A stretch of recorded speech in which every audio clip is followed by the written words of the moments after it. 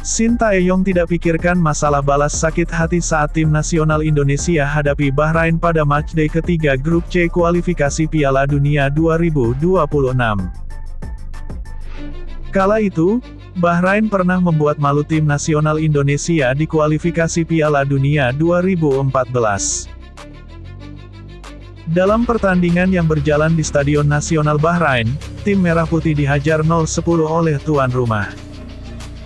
Masalah visi balas sakit hati ini tidak jadi konsentrasi Shin Tae-yong. Pelatih dari Korea Selatan itu akui cuma ingin konsentrasi mengolah strategi untuk laga menantang Bahrain. Dibanding kita pikirkan balas sakit hati atas kekalahan itu, kita lebih bagus fokus ke permainan. Bagaimana kita dapat memperlihatkan permainan yang kita sukai dan permainan yang kita targetkan, tutur STY seperti dikutip dari website resmi PSSI. Tim nasional Indonesia sekarang ditempatkan pada penyiapan yang termasuk minim menjelang pertandingan kelak. STY saat datang di Bahrain bahkan juga menjelaskan penyiapan strategi akan dilaksanakan tim nasional Indonesia 3 hari menjelang laga. Ini berlainan dengan Bahrain yang telah melangsungkan pemfokusan latihan semenjak tanggal 1 Oktober. Tim yang diarsiteki Dragan Talajik melangsungkan TC lebih cepat untuk memperdalam penyiapan musuh tim Garuda. Walau terhalang penyiapan yang kurang bagus, tim nasional Indonesia tiba dengan keyakinan diri tinggi. Kemampuan tim nasional Indonesia semakin bertambah di pertandingan ini. Tim nasional Indonesia akan diperkokoh dua pemain naturalisasi baru, Miss Hilgers dan Eliano Reijenders yang main di Liga Belanda atau Eredivisie. Dalam rilis video yang diterima media dari PSSI, Tae-yong tidak dapat menutup keterkejutannya mendengar kabar itu, seakan tidak percaya dengan informasi yang dia dengar, sehingga membuat sang pelatih melongo. Namun, Tae-yong tidak ingin laga nanti menjadi momen untuk membalas kekalahan memalukan tersebut.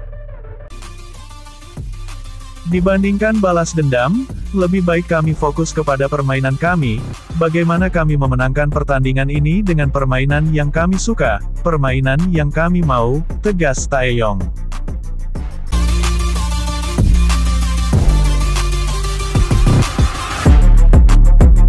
PSSI bersiap melaporkan supporter Bahrain ke AFC dan FIFA. Itu akan dilakukan jika mereka bermain kotor saat melawan timnas Indonesia di kualifikasi Piala Dunia 2026 zona Asia putaran ketiga.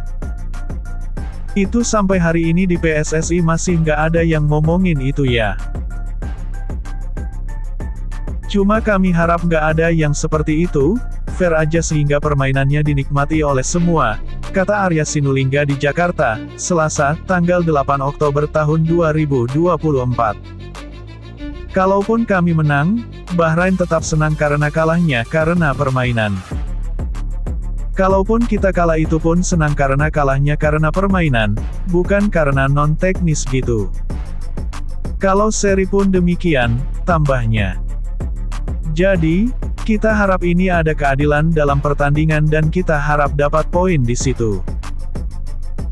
Kalau ada pasti kita laporan, bikin protes kepada mereka pada AFC dan FIFA, ujarnya.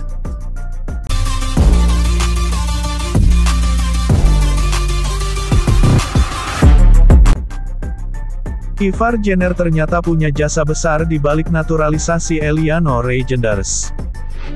Ia disebut ikut membujuk sang pemain untuk membela timnas Indonesia. Hal itu diungkapkan sendiri oleh Eliano Reijenders. Sebab, ia memang sempat satu tim bersama Ivar Jenner di FC Utrecht. Saya tahu Ivar Jenner karena kami pernah main bareng di FC Utrecht, ucap Eliano Reijenders. Dia bicara dengan saya, datanglah ke Indonesia dan bermainlah di sini, untuk timnas Indonesia kita akan berusaha bersama ke Piala Dunia, imbuhnya. Saya bilang ke dia, saya akan pertimbangkan dan ketika saya sudah memutuskan, saya akan kabari dia bahwa saya datang bela timnas Indonesia, jelas Eliano.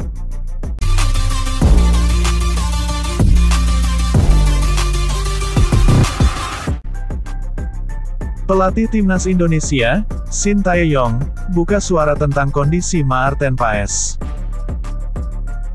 Meskipun kebugarannya belum 100%, Sintayong melihat peluang Maarten Paes bermain lawan Bahrain tetap terbuka. Kemungkinan Maarten Paes untuk bermain masih 70%. Tapi hari ini dan besok akan dilihat terlebih dulu perkembangan pemulihannya, dikutip dari situs resmi PSSI. Selain Maarten Paes, Indonesia masih punya dua opsi di posisi penjaga gawang. Ada nama Hernando Ari dan Nadeo Argawinata yang juga masuk dalam daftar pemain yang diboyong ke Bahrain. Selain cedera, kebugaran Maarten Paes juga agak diragukan. Sebab, dia baru bergabung dengan Timnas Indonesia pada hari Selasa, 8/10 siang waktu setempat. Maarten Paes hanya punya waktu istirahat 1 hari usai menempuh perjalanan panjang. Walaupun cederanya hanya cedera ringan, tapi kita cukup hati-hati dalam mengambil keputusan untuk memainkan Maarten Paes. Cederanya tidak begitu parah. Kita akan ambil keputusan nanti, ucap Sintayong.